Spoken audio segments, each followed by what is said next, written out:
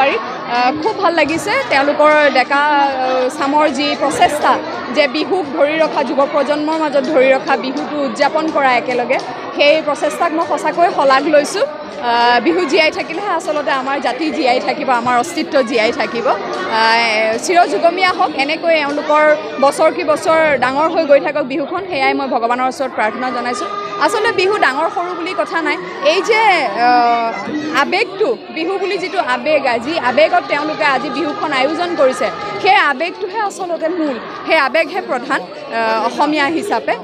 আজি এওঁলোকৰ মাজত এনেকৈ নলবাৰীত মই বহুবাৰ নাটক কৰিছোঁ থিয়েটাৰ কৰিছোঁ 4 বছৰ মই ভ্ৰাম্যমানত আছিলোঁ মই 4টা বৰ্ষ ইয়াতে নাটক কৰিছোঁ নাট্যপ্ৰেমী ৰাইজ সংস্কৃতিবান ৰাইজ নলবাৰীৰ শিল্পী মনৰ ৰাইজ আজি একেলগে বিহু মাৰিছোঁ আৰু ভাল লাগিছে আচলতে আপোনালোকে নিশ্চয় জানিব পাৰিছিলেই যে মোৰ পিতৃয়ে এখন ছবি কৰিব বিচাৰি আছে যৌৱনে আমনি কৰে দ্বিতীয়টো খণ্ড দ্বিতীয়টো পাৰ্ট আমি শ্বুটিং আৰম্ভ কৰিবই লাগিছিলে কিন্তু এই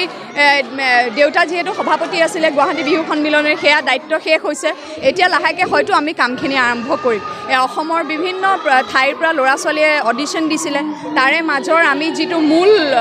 জুতি সেই মূল জুতিটো ইতিমধ্যে আমি নিৰ্বাচন কৰিছোঁ বাকী বহুত চৰিত্ৰ আছে সেই চৰিত্ৰসমূহত আমি অডিশ্যনৰ মাজৰ পৰাই আমি বাছনি কৰিম যুৱক যুৱতী গতিকে মন বেয়া কৰিব নালাগে যিসকলে অডিশ্যন দিছে তাৰে মাজত হয়তো অভিনয় যদি ভাল কৰিছে অডিশ্যনত নিশ্চিতভাৱে আমাৰ ছবিত আমি যিকোনো এটা চৰিত্ৰত হ'লেও ল'মেই ভ্ৰাম্যমানৰ মঞ্চত এতিয়াই মই আচলতে ক'বলৈ খুব মন যায় মই যিহেতু এগৰাকী অভিনেত্ৰী অভিনয়ে মোৰ প্ৰাণ অভিনয়ে মোৰ কি কওঁ জীয়াই থকাৰ যিটো এক প্ৰাণবিন্দু সেয়াই হৈছে অভিনয়